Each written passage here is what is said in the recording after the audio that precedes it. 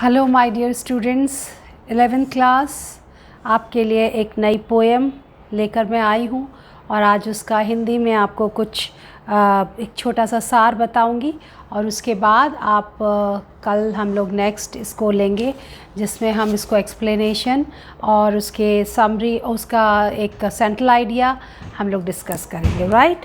So here जो ये इसका परिचय है वो इस प्रकार से है कि इस खूबसूरत कविता में बताया गया है कि कैसे एक छोटा सा पक्षी शांत और नींद से लबरेज अमलताश वृक्ष की चोटी को जागृत कर एक रोमांचकारी अनुभव देता है।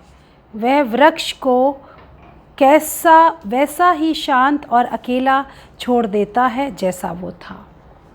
ये एक वृक्ष है अमलताश का, हम सब ने देखा होगा, और वो सुंदर उसमें पीले फूल आते हैं और वो एक शांत वातावरण में है। लेकिन एक पक्षी आता है और वो पक्षी उसका नाम है गोल्डफिश नामक एक चिड़िया है, गोल्डफिश, जिसको हम कह सकते हैं कि वो बहुत सारे उसमें अलग अलग रंग होते हैं, नीले और ऐसे ऐसे करके, और वो आपने देखा होगा उसको वो टॉप पर आता है और उसके बाद वो वहाँ पर आने के बाद ऐसा क्या होता है कि उस वातावरण में एक हलचल होती है। आइए हम इसमें देखेंगे। पोएम का जो कविता का सारांश है वो ये है कि सितंबर महीने की दोपहर का समय है। अमलताश वृक्ष की चोटी शांत है और पूर्णतः गतिहीन है। गोल्डफिश नामक चिड़िया आती है और टहनी के छोर पर बैठ जाती है। पक्षी अचानक झटकेदार आवाज़ ही के साथ बार बार ऊंची आवाज़ें निकाल रहे हैं। अचानक खलबली का एहसास होता है। तब वह वृक्ष के भीतर प्रवेश कर जाती है और उसके बच्चे का एक घोंसले वहाँ पर हैं।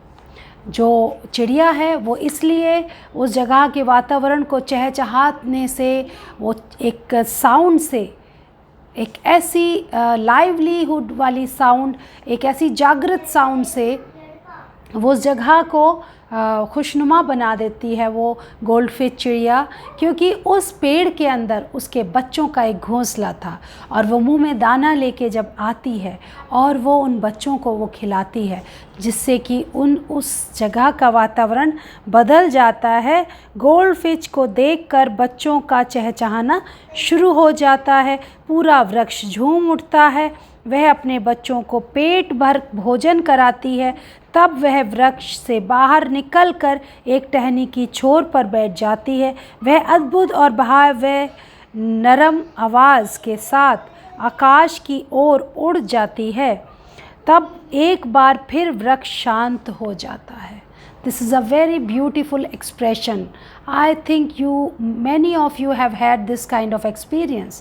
If you enjoy the nature, if you sit outside at a landscape, in a garden, you can have such kind of expression and you can have these kind of experience, right?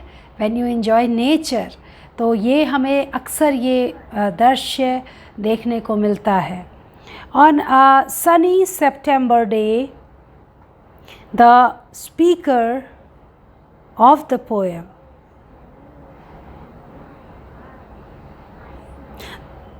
the laburnum top describes the scene which he witnessed there.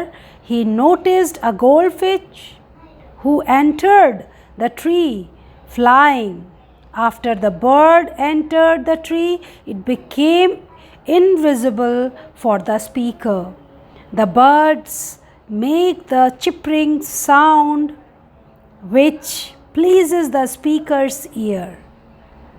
Once the goldfinch came out of the flew away, the tree returned back to its state of silence. Since most of the part of the laburnum tree is a place which is poisonous, Still, the presence of the bird and its sweet voice alters the poisonous part of the tree to be sweet.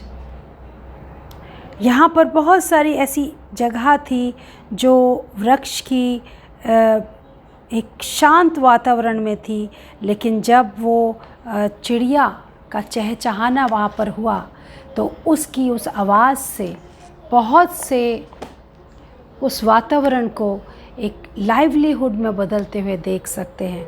अर्थात जहाँ पर भी एक जीवन का बढ़ना होता है, जैसे उस वृक्ष के अंदर कुछ ऐसा अद्भुत नहीं था, कुछ ऐसे बहुत ज़्यादा खूबसूरती नज़र नहीं आ रही थी।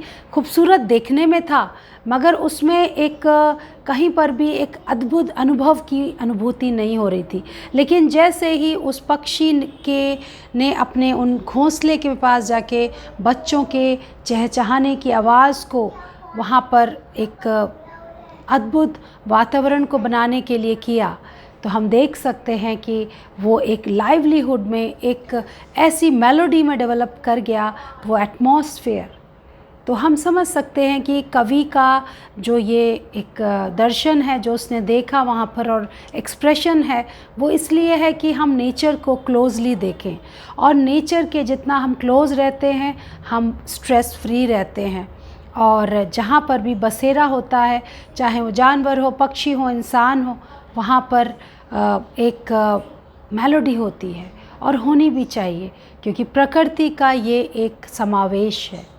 सो god bless you my dear students. आप इस पोएम के इस सारांश को समझने की कोशिश करिए, अपने शब्दों में इसको एक्सप्रेस करने के लिए, सेंट्रल आइडिया बनाने के लिए आपको हेल्प मिलेगी विद दिस वीडियो। और अपने कमेंट्स भी आप मुझे बता सकते हैं कि आपको किस टाइप का और इसमें कुछ पूछना है, तो you can ask me any question any time. God bless you.